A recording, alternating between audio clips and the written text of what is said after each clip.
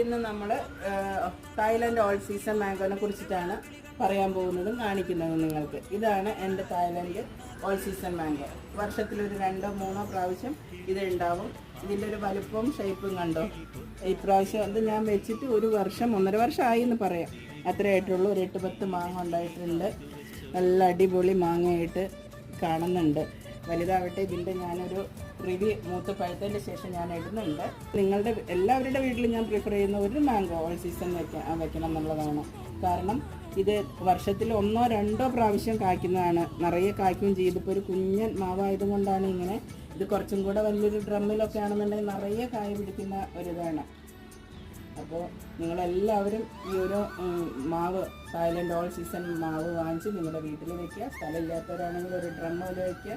ഇനി ഡ്രമ്മ് വാങ്ങിക്കാൻ പറ്റിയില്ലെങ്കിൽ ഇതേപോലെ ഒരു ചട്ടി വാങ്ങിച്ചിട്ട് അതിനകത്ത് നിങ്ങൾ വയ്ക്കുക.